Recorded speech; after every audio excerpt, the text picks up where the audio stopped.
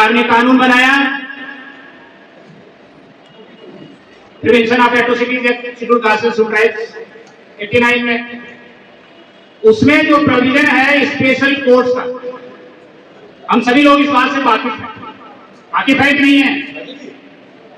उसमें प्रोविजन है सेक्शन 14 में कि स्पेशल कोर्ट्स का गठन होगा और 2 महीने के अंदर स्पेशल कोर्ट्स उसको डिसाइड करेगा, डिस्पोज ऑफ करेगा।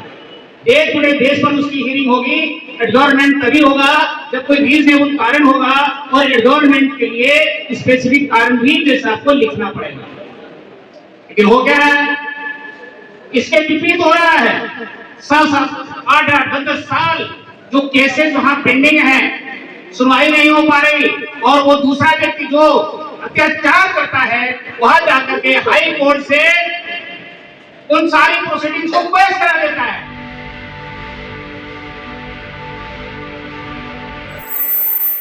पहले तथागत बुद्ध बाबा साहब के चरणों में नतमस्तक होते हुए मंच पर विराजमान हमारे भाई लोग और जो सामने बैठे भाई और बहन, आप लोग बहुत समय से चर्चा कर रहे हैं और मैं क्षमा चाहूंगा इस कार्यक्रम में मैं एकदम से पहुंचा। मैं कोर्ट के अंदर था, सतपा जी को मैंने बताया था कि मैं पहुंचूंगा जरूर और मैं आपके सामने पहुंचा। साथियों, चर्चाएं बहुत सारी हुई हैं और होती रहती हैं, और अभी हमारे जो पूर्व वक्ता डॉक्टर सत्यप्रकाश जी ने बहुत अच्छी बात कही। आप सब लोगों ने इनके जोशीले भाषण को सुना।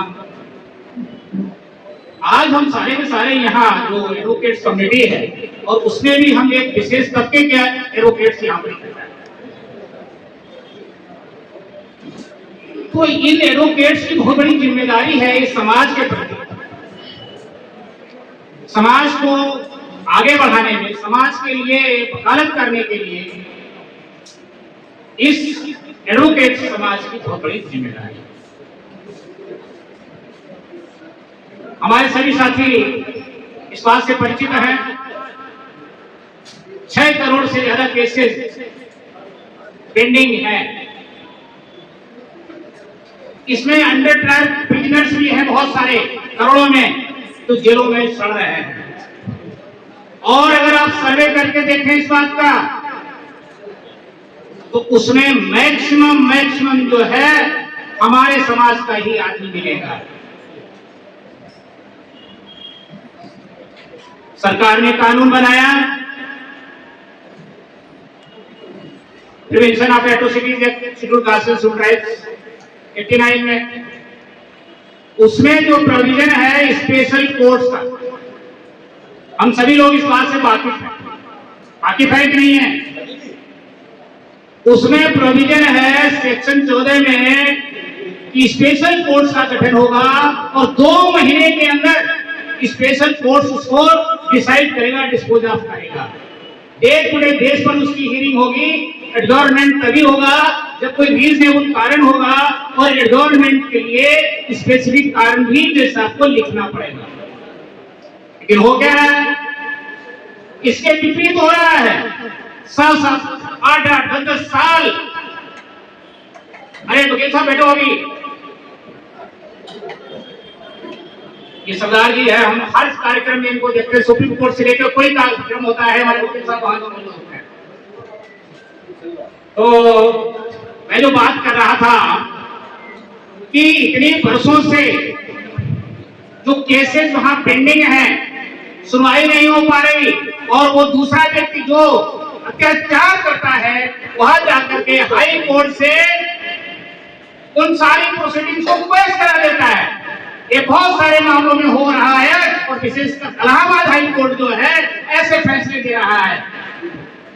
इलाहाबाद हाई कोर्ट इस तरह के गलत फैसले दे रहा है कि जहां पर प्रोसीडिंग ही नहीं कोर्ट ट्रायल कोर्ट में हुआ, और वो सारी की सारी प्रोसीडिंग्स कैंसिल कर देता है, क्वेश कर देता है। जब सुप्रीम कोर्ट में भी अगर जाते हैं हमारे साथ जो एडिट पार्टीज हैं, तो सुप्रीम कोर्ट में भी बैठे हुए उसी मानसिकता के जजेस, ये कहते हैं भाई हाई कोर्ट को तो पावर है केस करने की। अरे तो ट्रायल कोर्ट को भी तो पावर है कि 2 महीने में डिसाइड करने की, उस पर आपने क्या कार्रवाई करी? तो साथियों, कानून का बहुत बड़ा दुरुपयोग हो रहा है। दुरुपयोग को कौन रोकेगा? इस दुरुपयोग को रोकने के लिए हम सब भाई लोग मिलकर ही रोक सकते हैं, वरना हमें और कोई रोकने वाला नहीं। जो अत्याचार कर रहा है क्या वो रोकेगा? कभी नहीं रोकेगा। और आज जो देश के अंदर हो रहा है हम देख रहे हैं, सभी लोग देख रहे हैं। चाहे कोई भी पॉलिटिकल पार्टी हो, चाहे कोई भी संगठन हो, वह आज बाबा साहब का नाम लिए बिना नहीं रह पा रहा।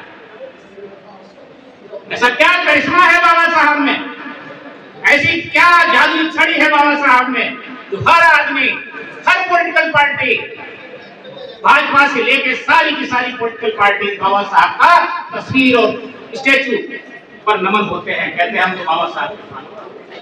अरे भाई, आप सच्चे मायने में बाबा साहब के फॉलोअर हो तो हमें बताइए, बाबा साहब ने 2 बहुत अहम बड़े काम करे हैं। बाबा साहब ने 1927 में मनुस्मृति गिराई। कितने ऐसी पॉलिटिकल पार्टीज है, कितने ऐसे संगठन हैं, आरएसएस से लेके मैं उन सारे संगठनों को चुनौती देता हूं कि अगर आप बाबा साहब की तस्वीर पर फोटो चढ़ाते हो, माला चढ़ाते हो, उनको नमन करते हो, तो क्यों नहीं कहते कि हम उस मनुस्मृति को आज से देश में कहीं भी लागू नहीं होने देंगे।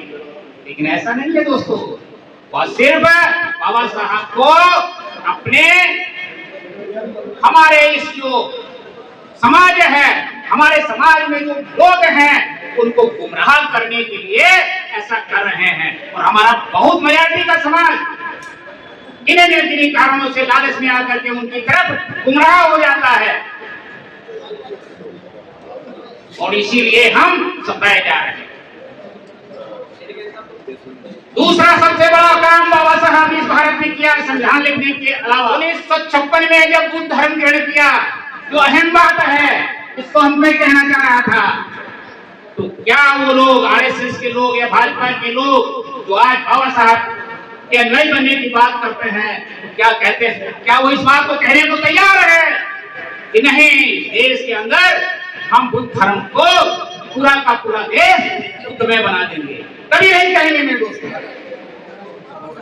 तो साथियों, चूंकि ये समय बहुत हो गया है और ये बात कही भी जा रही है कि भाई हम लॉ की बात कर रहे हैं, लॉ की बात करना इसलिए जरूरी है कि यहाँ पर बैठे हुए लोग जो हैं लीगल फ्रेटर्निटी के लोग, और भगवान बुद्ध बाबा साहब की बात हम सभी लोग भिन्न कार्यक्रमों में करते हैं। कल पूरे विश्व में बुद्ध पूर्णिमा मनाई जाएगी। हम आप सबको आमंत्रित करते हैं। मैं संगठन का राष्ट्रीय अध्यक्ष भी हूँ, doctor BR Ambedkar Akhil Bharatiya SC विकास और एक गौ समाज संघ, हम दोनों लोग मिलकर के डावड़ी चौक सागरपुर में एक बहुत बड़ा फंक्शन करने जा रहे हैं। अभी हमने 14 अप्रैल को जो बाबा साहब का फंक्शन वहां पर किया। हम आप सबको आमंत्रित करते हैं और आपसे विनती करते हैं कि आप आइए उस कार्यक्रम में। क्योंकि समय नहीं है, इसलिए मैं आपसे माफी चाहूंगा, और लेकिन ये बात जरूर कहूंगा कि साथियों, अपने को पहचानिए, अपने को पहचानिए। हमारी हमदर्दी है, हमारे लिए लड़ने के लिए दूसरा आदमी नहीं आएगा। लड़ने के लिए हमें खुद तैयार होना पड़ेगा। हम दूसरे से अगर अपेक्षा करें, ऐसा कभी संभव नहीं है। इसलिए अपने को पहचानिए, अपने को तैयार करिए और अपने को हर क्षेत्र में तैयार करिए। इन्हीं शब्दों के साथ आप सबका बहुत बहुत धन्यवाद, बहुत बहुत शुक्रिया। उम्मीद करता हूँ ये समाज के जो हमारे वकील लोग हैं, निश्चित तौर पर इस देश को एक ऐसा भारत बनाएंगे कि जो वास्तव में बाबा साहब के सपनों का भारत होगा, भगवान बुद्ध का देश होगा, ऐसी मैं कल्पना करता हूँ। धन्यवाद।